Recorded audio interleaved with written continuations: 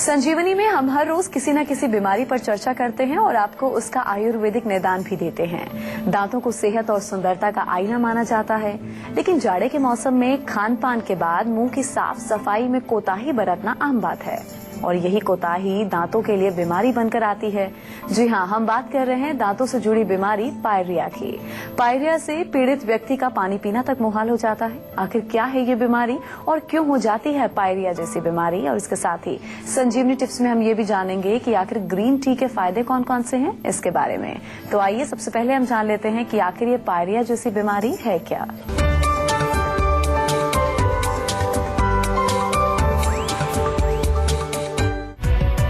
अगर मसूड़ों से आता है खून, अगर दांतों में लग गए हैं कीड़े, अगर मुंह से आती है बदबू, अगर मसूड़ों में होता है दर्द, कहीं ये पायरिया तो नहीं।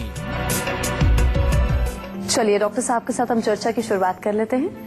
डॉक्टर साहब, एक रिपोर्ट के मुताबिक दुनिया में सबसे ज्यादा लोग पायरिया जैसी बीमारी से पीड़ित हैं, परेशान हैं। तो ऐसे में सबसे पहले ये बताइए कि आखिर ये समस्या है क्या, ये पायरिया जैसी बीमारी है क्या और कितनी खतरनाक है ये बीमारी? देखिए, सिंपल भाषा में अगर कहें तो सांस में बदबू आना, तो इसको अक्सर कह देते हैं कि भाई पायरिया इसको है, लेकिन बदबू आना तो एक लक्षण है। अगर हमें अंदर उसको अच्छी तरह से एग्जामिन करना है तो मसूड़े हैं, जो मसूड़ों के अंदर जहां हमारे दांत जो फंसे रहते हैं, वहां पर ये इन्फेक्शन एक प्रकार का होता है, वहां पर पस पड़ जाता है। उसके सराउंडिंग जो बोन, जो मसूड़ों के अंदर जो बोन है, वो सड़ने लगती है, वो कमजोर होने लगती है। तो काफी गंभीर रोग है।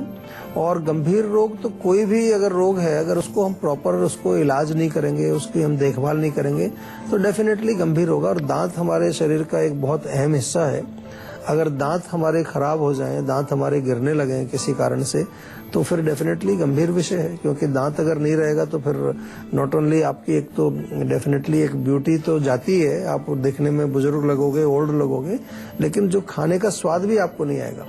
आर्टिफिशियल टीथ लोग लगा लें बेशक, लेकिन उससे वो टेस्ट नहीं आता जो कि अपने एक नेचुरल दांत से आता है। तो इसलिए आपको करना क्या है वो हम बताएंगे क्या करना है, लेकिन दांत की जो है डेफिनेटली हम बहुत कम केयर करते हैं। मैंने देखा है लोग कुछ ना कुछ कभी ना कभी उठा के खा लेते हैं, बस उसके बाद दांतों को ऐसे ही छोड़ देते हैं। कभी आपने कुछ मिठाई खा लिया, कभी कुछ जो है और नमकीन कुछ खा लिया, और उसके बाद दांत को हम धोते नहीं है, साफ नहीं करते हैं। तो ये बड़ा मूल कारण इसका बन जाता है। लेकिन क्यों ये रोग होता है इसके बारे में और विस्तार से बताएंगे, और क्या क्या इसमें हम कर सकते हैं इसको ठीक करने के लिए, वो भी सिंपल चीजें जैसे बताते हैं वो बताएंगे। डेफिनेटली आप थोड़ा सा ध्यान से सुनते रहेंगे और उसको जो है समझ करके अगर प्रयोग करेंगे तो डेफिनेटली आपके दांत बहुत सुंदर और अच्छे स्वस्थ दांत आपके होंगे। दांतों का दर्द एक ऐसी परेशानी है जो बेहद आम है, लेकिन हम अक्सर इसको अनदेखा कर देते हैं। आखिर वो कौन कौन सी वजह है जिससे इंसान दांतों से जुड़ी बीमारी पायरिया का शिकार हो जाता है? डॉक्टर साहब आपको बताएंगे। जी डॉक्टर साहब, कौन कौन से कारण है, कौन कौन सी वजह है? देखिए, कारण सबसे पहले तो मुख्य कारण है कि अगर दांतों को हम सफाई नहीं रखते हैं, अनहाइजेनिक अगर हम उनको रखें तो ये मूल कारण है। ऑफ कोर्स कभी कभार कोई बैक्टीरिया या कोई बैक्टीरियल इन्फेक्शन उसमें हो सकता है। इसके अतिरिक्त खान पान से संबंधित अगर इम्प्रॉपर ईटिंग है हमारी, और उसमें भी अगर हम बहुत ज्यादा मिठाई का सेवन करते हैं, चॉकलेट्स का सेवन करते हैं, या कैंडीज बच्चे खाते रहते हैं, विटामिन सी की कमी से भी होता है। कुछ रोगों में भी होता है, डायबिटीज में कई बार हो जाता है, दांतों का प्रॉब्लम हो जाता है, या पायरिया आपको हो सकता है। और सबसे बड़ा जो कारण मैं देखता हूँ कि लोग जो स्मोकिंग करते हैं, पान खाते हैं या गुटखा खाते हैं, तम्बाकू का सेवन करते हैं, ये सब चीजें जो है हमारे दांतों में पायरिया पैदा करती हैं। ऑफ कोर्स इसके अलावा और अनेक प्रकार के दांतों के रोग इसके साथ साथ हो सकते हैं। तो इसको विशेष रूप से आपको समझना है। दो चीज मेन है कि आप जो है क्या खाते हो उसको जो है ध्यान रखिए। दूसरा, प्रॉपर हाइजीन आपको रखनी, प्रॉपर साफ सफाई अगर आप रखेंगे अपने दांतों की, तो फिर आपको ये प्रॉब्लम्स नहीं आएंगी। और अगर है प्रॉब्लम तो वो ठीक हो सकती हैं, और उस ठीक करने का तरीका कई हम आपको कुछ नुस्खे आज बताएंगे, और कुछ आयुर्वेद में अच्छी औषधियां हैं, उनका सेवन आप कर सकते हैं। अच्छा डॉक्टर साहब, पायरिया जैसी बीमारी को लेकर परसेप्शन ये बना हुआ है कि इसका इलाज नामुमकिन है, मुमकिन नहीं है, तो क्या इस बात में सच्चाई है या इलाज हो जाता है? देखिए, होता क्या है कि कोई भी रोग हो, पायरिया हो चाहे कोई और भी अन्य रोग हो, अगर रोग को हम सही समय पर उसका डायग्नोसिस करके इलाज करते हैं, होता क्या है कि डायग्नोसिस होता नहीं है। हम उसको रोग को ऐसे ही मानते रहते हैं कि कहीं चलो कुछ खा लिया होगा या कुछ पेट की खराबी है, उससे मुंह में बदबू आ रही है या कुछ स्मेल आ रही है। तो वो रोग जब बढ़ जाता है तब डेफिनेटली वो काफी मुश्किल होता है ठीक होना।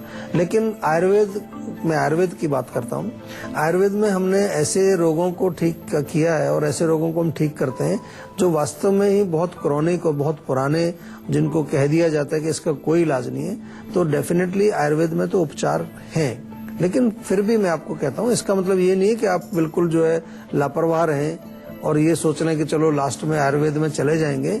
ऐसा नहीं सोचना है। आपको रोग को बहुत अर्ली स्टेज में डेफिनेटली उसको पकड़ करके उसका इलाज करने की बहुत सख्त जरूरत होती है, क्योंकि हमारे पास लोग आते हैं लास्ट स्टेज में, और लास्ट स्टेज में आकर के बड़े उतावले रहते हैं, बहुत ही बेचैन रहते हैं कि जल्दी से जल्दी ठीक कर दिया जाए उसको। तो फिर हमारे लिए भी बड़ा चैलेंज होता है। लेकिन डेफिनेटली मैं फिर भी कहता हूँ कि आयुर्वेद की अपनी शक्ति ऐसी है कि आयुर्वेद इतना महान हमारा एक चिकित्सा शास्त्र है, एक प्राचीन जरूर है लेकिन बहुत इफेक्टिव है कि वो कठिन से कठिन रोगों में भी डेफिनेटली लाभ पहुंचाता है। अच्छा डॉक्टर साहब, वो कौन कौन से सिम्टम्स हैं, लक्षण हैं जिससे हम पता लगा सकें कि जो व्यक्ति है वो इस बीमारी से पीड़ित है, पायरिया जैसी बीमारी से?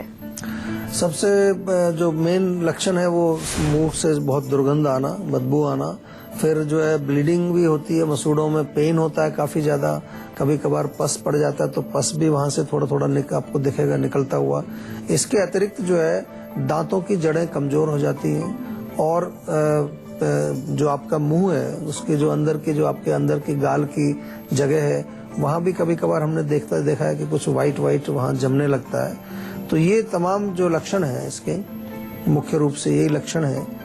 पेट की खराबी कई लोगों में देखी जाती है कि दांत में अगर उसको मुंह से बदबू आ रही है तो पेट भी उसका खराब है, या लिवर की कोई प्रॉब्लम भी सामने हो सकती है कि लिवर वीक है। तो ये तमाम चीजें इंटर रिलेटेड कई बार हो सकती हैं, तो इसको अच्छी प्रकार से हमको समझना चाहिए। अब बारी है आज की संजीवनी की, जिसका आप सभी को बेसब्री से इंतजार रहता है, जिसमें डॉक्टर साहब से हम जानने वाले हैं पायरिया से कैसे आप छुटकारा पा सकते हैं। छोटी छोटी चीजें हैं, घर पे करेंगे तो बहुत लाभ मिलेगा। ऑफ कोर्स बहुत इंपॉर्टेंट है कि अपने दांतों को साफ करना है। ब्रश करिए, रेगुलरली ब्रश करिए, सुबह शाम दोनों टाइम करिए, और ब्रश करने के बाद सरसों के तेल में थोड़ा सा नमक मिला करके उसको जेंटल मसाज करिए आप, उससे बहुत रिलीफ मिलेगा आपको। नींबू का रस निकाल करके उससे भी मसाज करेंगे, it will help you.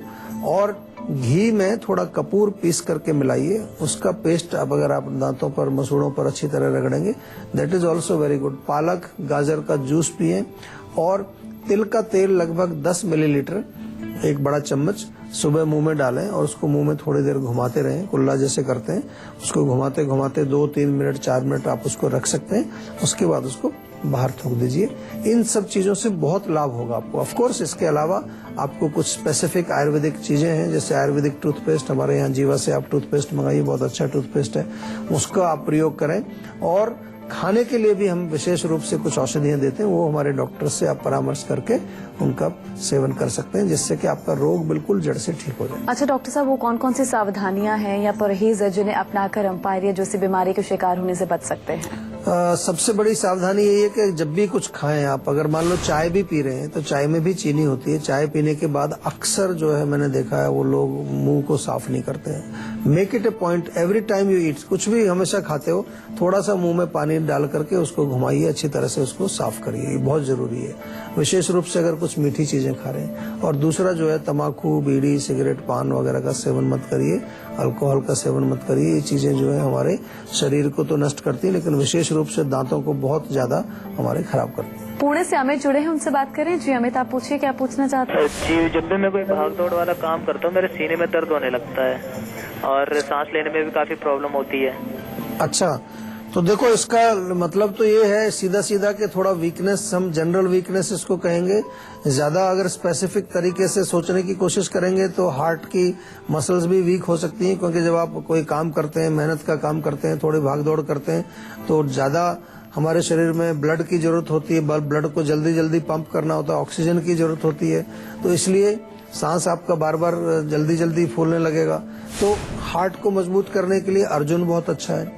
Arjun की टेबलेट आप मंगा लीजिए जीवा से, 1 गोली सुबह 1 शाम को अर्जुन टेबलेट जरूर खाइए। दूसरी चीज जो है इसमें आपको ध्यान रखना है कि थोड़ा अपना न्यूट्रिशन का ध्यान रखना है। अच्छी चीजें खाइए, किशमिश खाइए, खजूर खाइए, थोड़ा बादाम रात को भिगो दीजिए, उसका सेवन करिए और इसके अतिरिक्त हरी सब्जियों का सेवन करिए। गाजर मिलती है, चुकंदर मिलती है, इनका सेवन करिए, तो इससे भी आपको बहुत लाभ मिलेगा। अम्बाला से जितेंद्र जुड़े हैं, उनसे बात करें। जी जितेंद्र, आप पूछिए, क्या पूछना चाहते हैं? जी डॉक्टर साहब नमस्कार। नमस्कार जी। जी एक्चुअली डॉक्टर साहब 3-4 महीने से मेरे अचानक क्या होता है कि ये बॉडी पर रेशेज बन जाते हैं, मोटे मोटे से चकटे से बन जाते हैं। अच्छा।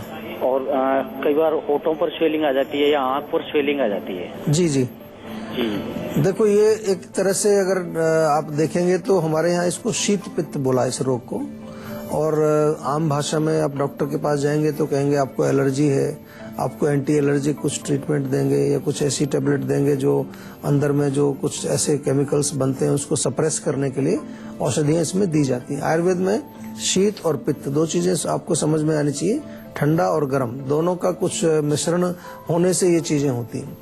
तो उसमें आपको मेनली सबसे पहले ध्यान रखना है कि जो अंदर हमारे पित्त की वृद्धि है उसको भी कम करना है, लेकिन ठंडी चीजों से संपर्क हमें नहीं लाना है। ऐसे बहुत सारे पेशेंट आते हैं, वो कंप्लेन करते हैं कि जब कभी ठंडी चीज से संपर्क आ जाता है, सर्दियों के दिनों में कई लोगों को होती है, तो या फिर कुछ गर्म कपड़े बहुत पहन लिए, कुछ वुलन वो कपड़े पहनते हैं, उससे हो जाता है। कुछ चीजें आप शुरू कर सकते हैं। थोड़ी सी हल्दी ले लीजिए, 1/4 चम्मच, उसको आधा कप पानी में घोल के आप सुबह और शाम दोनों टाइम ले लीजिए। अगर दूध पीते हैं तो दूध में घोल के भी उसको पी सकते हैं। और नीम के अगर पत्ते ताजे मिलते हैं आपको तो 5-6 पत्ते रोज सुबह खाली पेट आप सेवन करें। तो ये आप शुरू कर दीजिए और इसका प्रॉपर उपचार आयुर्वेद में है, बहुत अच्छा इलाज है, बिल्कुल ठीक हो जाएंगे आप, कोई घबराने की बात नहीं। लेकिन उसके लिए क्या करना होगा, आयुर्वेदिक डॉक्टर से आपको मिलना पड़ेगा। अमन जुड़े हैं राजस्थान से, उनसे बात करें। जी अमन, आप पूछिए, क्या पूछना चाहते हैं? जी मेरी मम्मी का मतलब कि थायराइड हो रखा है और उनके काफी जोड़ों में दर्द रहता है। अच्छा, तो कहाँ रहते हैं आप? जी राजस्थान। राजस्थान में कहाँ रहते हैं? मेन राजस्थान सिटी है, जयपुर। जयपुर में रहते हैं। अच्छा, देखिए आपने बताया थायराइड है और जोड़ों का दर्द है ना, तो दोनों ही रोग जो है वो साधारण नहीं है, इनको समझना चाहिए। थायराइड के लिए तो मैं आपसे निवेदन करूंगा, जयपुर में आप हैं तो एक बार जीवा की क्लिनिक में जाके डॉक्टर से अच्छी तरह से कंसल्ट करके कुछ आयुर्वेदिक दवाई जरूर शुरू कर लें। और जोड़ों के दर्द जो है वो आयुर्वेद में कई प्रकार के जोड़ों के दर्द वर्णित हैं। वात की वजह से भी हो सकते हैं, पित्त की वजह से भी हो सकते हैं, कफ की वजह से भी हो सकते हैं, आम की वजह से भी हो सकते हैं। तो हम इस शो के माध्यम से आपको, मेन हमारा जो गोल है इस शो का वो ये है कि आपको कुछ एजुकेट करें, थोड़ा शिक्षित करें, आपको रोगों के बारे में बताएं, आप रोगों को कैसे ठीक कर सकते हैं ये बताएं। क्योंकि हमारा इतना प्रयास ये इसलिए है कि बहुत सारे लोग हेल्थ कॉन्शियस ही नहीं है। पहले तो हमारे देश में हेल्थ कॉन्शियस नहीं है लोग बिल्कुल, और दूसरा क्या है कि अगर कुछ बीमारी आ भी जाती है तो कुछ उसके बारे में जानकारी नहीं उनको है, और ना ही उनको जानकारी प्राप्त करने का कोई कहीं से कोई जरिया मिलता है। तो उसके लिए क्या करेंगे आप कि थोड़ा सा अभी फिलहाल अगर तिल का तेल लेंगे, हल्का सा गर्म करें, उसमें मालिश कर दीजिए। बादी वाली चीजें बिल्कुल बंद करा दीजिए उनकी। कोई भी अगर ऐसी चीज खाते हैं जो वायु पैदा करती है, गैस पैदा करती है, या वो वात वर्धक है, ठंडी चीजें हैं, बहुत ज्यादा रूखी सूखी चीजें हैं, उड़द की दाल है, छोले हैं, राजमा है, या ऐसी चीजें जो कि उनको पेट में जो थोड़ा सा बदहजमी पैदा करती हैं, वायु पैदा करती हैं, वो ना खाएं। दिल्ली से रुचि जुड़ी है, उनसे बात करें। जी आप पूछिए, क्या पूछना चाहती हैं? हाँ जी, मैं रुचि बात कर रही हूँ। मुझे अपनी हेल्थ के बारे में बात करनी है। जी बताइए। मैं चाहे जितना भी डाइट ले लूँ अच्छी से अच्छी, बट मेरे हेल्थ में इम्प्रूवमेंट नहीं होती। तो मैं यही जानना चाहती कुछ कि मैं कैसे थोड़ा मैं मोटा होना चाहती हूँ। अच्छा, लेकिन आपका पाचन ठीक है बिल्कुल? कोई हाँ पेट जी। में कॉन्स्टिपेशन, कब्ज वगैरह तो नहीं होती? जी नहीं, ऐसा कुछ भी दिक्कत नहीं है, ऑल चीज एकदम ठीक है, बाकी कोई प्रॉब्लम नहीं है मुझे। अच्छा, देखिए आपको अगर थोड़ा सा वेट गेन करना है तो 2-3 चीजें हैं, आपको इजीली मिल जाएंगी, जीवा के क्लिनिक से भी मिल जाएंगी। एक अश्वगंधा, एक शतावरी, 2 चीजें तो आपको डेफिनेटली टैबलेट फॉर्म में भी मिल जाएंगी, पाउडर फॉर्म में भी मिल जाएंगी। टैबलेट फॉर्म में लेंगे तो वो आपको इजीली आप उनको कंज्यूम कर सकते हैं। तो अश्वगंधा और शतावरी आप रेगुलरली लीजिए। साथ में जो खाना खाते हैं उसमें थोड़ा कोशिश करिए कि आप कुछ स्निग्ध चीज यानी कि घी का प्रयोग करें, या फिर जो है आप चाहें तो थोड़ा सा ऐसी चीजों का सेवन करें जो थोड़ा सा लुब्रिकेटिंग होती है, जैसे उड़द की दाल है, उसको आप अच्छी तरह से पका के खाएं। राजमा है, ये चीजें जो है आयुर्वेद में लिखा है कि ये हमारे धातुओं को वृद्धि करती हैं और हमारे शरीर की वृद्धि भी करती हैं, तो ये चीजें आपको सेवन करनी चाहिए। दूध भी पीना चाहिए, दूध बहुत फायदा करता है।